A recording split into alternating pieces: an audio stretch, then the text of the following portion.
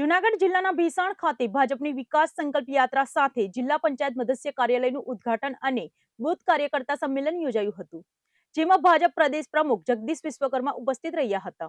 જૂનાગઢ જિલ્લાના ભેસાણ ખાતે ભાજપ દ્વારા વિકાસ સંકલ્પ યાત્રા અંતર્ગત વિવિધ કાર્યક્રમોનું આયોજન કરવામાં આવ્યું હતું। આ પ્રસંગે જિલ્લા પંચાયતના મદસ્ય કાર્યાલયનું ઉદ્ઘાટન તેમજ બૂથ કાર્યકર્તાઓનું ભવ્ય સંમેલન યોજાયું હતું। આ કાર્યક્રમમાં ભાજપના ગુજરાત પ્રદેશ પ્રમુખ જગદીશ વિશ્વકર્મા મુખ્ય મહેમાન તરીકે ઉપસ્થિત રહ્યા હતા। તેમના હસ્તે જિલ્લા પંચાયત મદસ્ય કાર્યાલયનું વિધિવત રીતે ઉદ્ઘાટન કરવામાં આવ્યું હતું। કાર્યક્રમ દરમિયાન કાર્યકર્તાઓએ જગદીશ વિશ્વકર્માનું ઉત્સાહભર્યું સ્વાગત કર્યું હતું અને ગિફ્ટ આપીને સન્માનિત કર્યા હતા। તે દરમિયાન મોટી સંખ્યામાં ભાજપના કાર્યકર્તાઓ અને આગેવાનો હાજર રહ્યા હતા। આ પ્રસંગે યોજાયેલી સભામાં પ્રદેશ પ્રમુખ જગદીશ વિશ્વકર્માએ કાર્યકર્તાઓને સંબોધતા ગર્જના કરી હતી। તેમણે વિધાનસભાના વિસ્તારમાં ભેસાણ ખાતે જનસભાને સંબોધન કરતા વિરોધી પાર્ટી પર આડકતરી રીતે પ્રહાર કર્યા હતા। જગદીશ વિશ્વકર્માએ આમ આદમી પાર્ટીનું નામ લીધા વગર આક્ષેપો કરતા જણાવ્યું હતું કે કેટલીક પાર્ટીઓ જનતાને ભ્રમિત કરીને સત્તા મેળવવાનો પ્રયાસ કરી રહી છે। તેમણે કહ્યું કે પંચાયતથી લઈને પાર્લામેન્ટ સુધી ભાજપની સરકાર છે, ત્યારે જનતાને ક્યાંય કોઈ અછત અનુભવાઈ હોય તેવો જણાવો। તેમણે ભેસાણની જનતાને સંબોધતા જણાવ્યું હતું કે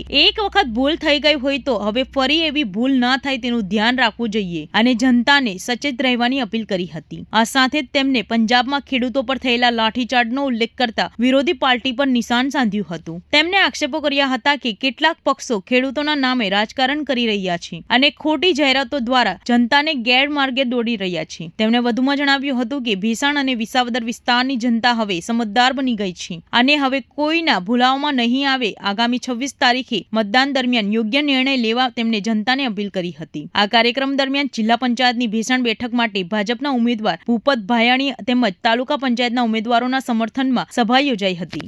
અમને ખૂબ જ ગર્વ થયો કે સ્થાનિક સ્વરાજ્યની નાની ચૂંટણીમાં મારા જેવા નાના કાર્યકર્તાને ચૂંટણી લડાવવા માટે અને ચૂંટણી જીતાડવા માટે જો પ્રદેશ અધ્યક્ષ અહીં આવતા હોય તો મારા માટે ખૂબ જ ગર્વની વાત છે। અમારા તાલુકા પંચાયતના તમામ 16 ઉમેદવારો માટે ગર્વની વાત છે। જે રીતે પ્રદેશ અધ્યક્ષ અહીંયા આવીને સરકારની કામગીરી વિશે વાત કરી તો એ દિશામાં તો સરકાર કામ કરી જ રહી છે। હમણાં જ ખેડૂતોના જણસી ટેકાના ભાવથી મગફળી, તુવેર, ચણા બધું સરકારે ખરીદી કરી છે। અતિવૃષ્ટિમાં પણ સરકાર ખેડૂતની સાથે રહી છે।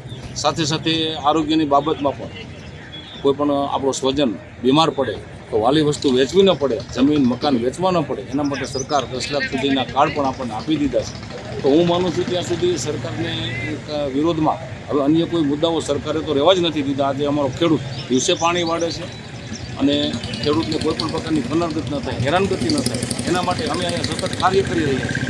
તો વિપક્ષની જે છીછરી રાજનીતિ રહી છે અને ભ્રામક વાતો કરી રહ્યા છે તો માત્ર ને માત્ર સોશિયલ મીડિયા ગજવવા સિવાય કશું કાર્ય થતું નથી। વેદનાની ડાયરી આજે અમે કોશું પણ અમારી જનતા પણ શોધે છે। આ ચૂંટણીમાં અમારો જ્વલંત વિજય જનતાએ જ મન મડાવી લીધું છે કે આ ચૂંટણીમાં ભારતીય જનતા પાર્ટીના તમામ ઉમેદવારોને જ્વલંત વિજય આપો। સૌરાષ્ટ્રની ધરતી ઉપર છું। કાલે રાજકોટ શહેર, રાજકોટ જિલ્લો અને આજે સવારથી આ જૂનાગઢ પણ જે રીતે ભારતીય જનતા પાર્ટીના કાર્યકર્તાનો જે ઉત્સાહ જોવા મળી રહ્યો છે, જે રીતે પ્રજાનો બધે મળવાનો જે ઉત્સાહ દેખાઈ રહ્યો છે, આ વસ્તુ ચોક્કસ નક્કી કરે છે કે આ વખતની જીત ચંદુભાઈ એ તમારા સિરે, તમારા હસ્તે લખાયેલી છે। આ જેટલા મારી સામે બેઠેલા કાર્યકર્તાઓ છે, આપણા સાંસદ પણ બેઠા છે, આપણા પૂર્વ ધારાસભ્ય બેઠા છે, આપણા પ્રભારીએ બેઠા છે, આપણા પૂર્વ ઉમેદવાર પણ છે અને મારી સામે બેઠેલા જેટલા કાર્યકર્તા જો અત્યારે મને કન્ટિન્યુ કરવું છે, કાર્યકર્તાએ સરસ કાગળ આપ્યો કે સાહેબ ભૂતકાળની અંદર આ સીટ એ ભારતીય જનતા પાર્ટીનો ગઢ રેલી છે। ભારતીય જનતા પાર્ટીનો કાર્યકર્તા સતત કામ કરતો કરતો કાર્યકર્તા અહીંયા આવ્યો છે। પછી એ કાર્યકર્તા આપણા ગામના સ્વતંત્ર સેનાની સ્વર્ગીય શ્રી મેઘજી બાપા ભેસાણીયાને પણ અહીંયા જે વંદન કરું છું મિત્રો। સાથે સાથે આ જ વિસ્તારના પૂર્વ ધારાસભ્ય શ્રી સ્વર્ગીય શ્રી કુંવરજી ભેસાણીયાને પણ યાદ કરીએ છીએ। આ જ ગામના સ્વર્ગસ્થ યુવાન સતીશભાઈ કાછડિયા પૂર્વ યુવા મોરચા ભાજપના પ્રમુખ પણ રહેલા છે। કન્ટિન્યુ કાર્યકર્તા હંમેશા એ સંઘર્ષ કરતો કાર્યકર્તા હોય છે। સંઘર્ષ કેવો હોય એની કદાચ અહીંયા ધરતીના પર બેઠેલા કાર્યકર્તાને મારા કરતા ઘણા સિનિયર ને જૂના કાર્યકર્તા છે, પણ તમને હું ચોક્કસ કહીશ કે એકાદ વખત આ કિરીટભાઈ ને હર્ષદભાઈ ને ચંદુભાઈ અરવિંદભાઈ આ બધા જ લોકો એ અમારી સાથે રાજ્યના દેશના અલગ અલગ જિલ્લાઓની અંદર રાજ્યના અલગ અલગ દેશમાં અલગ અલગ જગ્યાએ કદાચ ચૂંટણી પ્રવાસમાં અમારી સાથે જવાનું થયું હોય ત્યારે ત્યાંની જે પરિસ્થિતિ છે, તમે ને હું જે અત્યારે અહીંયા બેઠા છીએ ભેસાણની અંદર, કદાચ એકાદ વખત પશ્ચિમ બંગાળની સ્થિતિ તમે ટીવીમાં જોજો કે કેરળની સ્થિતિ જોજો કે ત્યાં ભારતીય જનતા પાર્ટીનો કાર્યકર્તા પોતાના પક્ષ માટે આ રાષ્ટ્ર માટે એ કેટલો સંઘર્ષ કરતો જોવા મળે છે.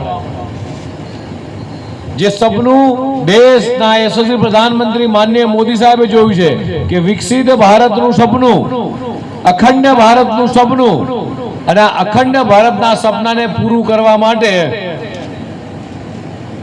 1980 થી શરૂ થયેલી આ લડાઈ એટલે ભારતીય જનતા પાર્ટીની સ્થાપના થઈ ત્યારે, અને એની પહેલા જનસંઘ, એ ત્યારથી લઈને આજ દિન સુધી એ ભારતીય જનતા પાર્ટીનો કાર્યકર્તા હોય, જનસંઘનો કાર્યકર્તા હોય, સતત આ રાષ્ટ્રને અખંડ બનાવવાની જે સપનું જે સરદાર સાહેબે જોયું હતું, જ્યારે દેશ આઝાદ થયો ત્યારે 562 રજવાડા એક કર્યા અને સપનું પૂર્ણ કર્યું, પણ સાથે સાથે એ વખતના કોંગ્રેસના વડાપ્રધાન નહેરુજીએ જે તે કાશ્મીરને અલગ દરજ્જો આપ્યો.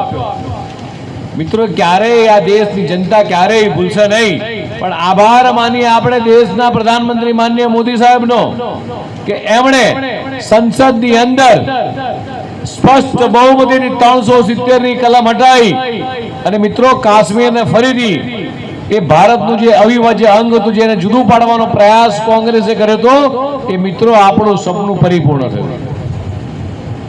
સરદાર સાહેબે જેટલા પણ સપના જોયા હતા, આ તમામ સપનાઓ એ પૂરા કરવાનું કામ એમનો શ્રેય કદાચ કોઈને જાય તો મિત્રો દેશના યશસ્વી પ્રધાનમંત્રી માનનીય મોદી સાહેબને જાય છે. સરદાર સરોવરનું સપનું એ વખતે સરદાર સાહેબે જોયું હતું કે સરદાર સરોવર બને, નર્મદાનું પાણી આ ડેમમાં ભરાય અને ગુજરાતના ગામડાઓ સુધી પાણી પહોંચે. આઝાદીના 60 વર્ષ સુધી કોંગ્રેસને નવરાશ ના મળી, કોંગ્રેસના નેતાઓને ગુજરાત પર દયા ના આવી, કોંગ્રેસના નેતાઓને ગુજરાતના ખેડૂતો નજરે ના પડ્યા, એમની વેદના ના સમજી શક્યા અને આપણને સરદાર સરોવરની હાઈટ વધારવાની મંજૂરી આપી નહીં.